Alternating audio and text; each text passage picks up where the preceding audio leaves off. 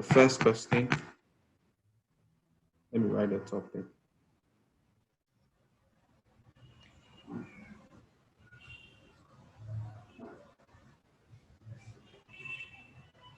So it says that express 1.25 as a mixed, it's a mixed fraction, as a mixed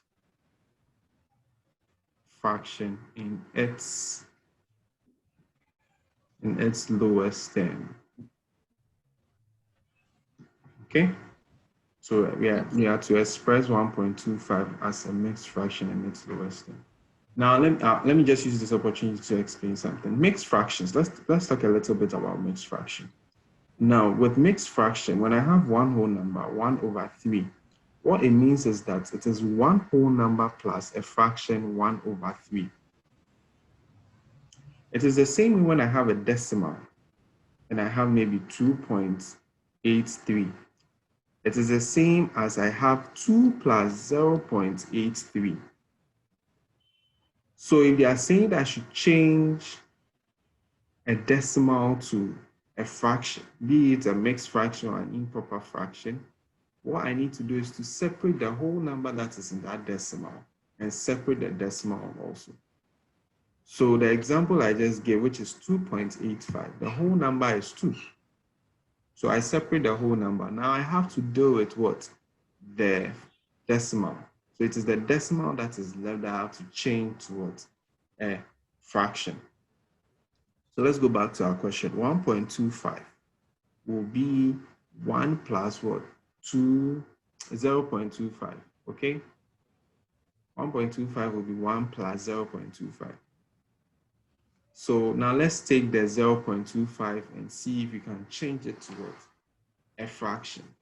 To change a decimal to a fraction, what you need to do is to just bring, you know that any number is over 1. Even if I have A is the same as A over 1. If I have 1,000, it is the same as what? Over 1, okay? So what you need to do is to bring your over 1, and then we'll decide to flip the dots. Once we flip the dots and the decimal point leaves that numerator, the number of times we flip the dots is the number of zeros we are going to add to the 1. So in a nutshell, the fraction form for 0.25 is the same as 25 over what? 100. Then we'll go ahead and simplify 25 over 100. Why do we have to simplify 25 over 100? Because of this statement. And then because every fraction, which is a final answer, should be in its lowest term. It won't change the value of the fraction. It won't change the value of the fraction because we have something called equivalent fractions. An example of an equivalent fraction is basically 1/2, which is the same as what? 2/4, which is the same as, so it goes on and on and on, 3/6. Basically, because if I break this down, I'll end up getting 1/2. If I break this down, I'll end up getting what? 1/2. Okay, so they are equivalent fractions. So 25 over what? 100 can be broken down to give us what? A very simple, a very simple fraction, which we can now add to the whole number 1, and then we can have our mixed fraction complete. So to break 25 over 100 down, you just have to find, you can decide to use 5, you can decide to use 25. If I decide to use 25, 25 will go into itself 1, 25 will go here 4 times. So it means 25 over what? 100 is the same as what? 1/4. So 1/4 is an equivalent fraction of what? 25 over 100.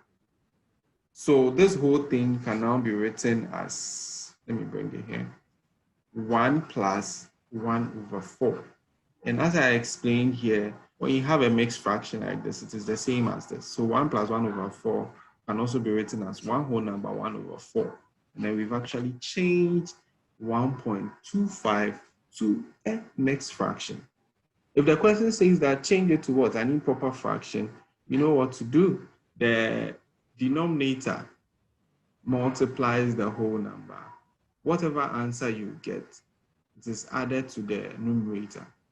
And that is written as our new numerator. So this times this will give us 4 plus 1, that is 5. So 5 over what? 4. So in improper fraction term, it is 5/4. In a mixed fraction term, it is one whole number, 1/4. Do you understand? Yes.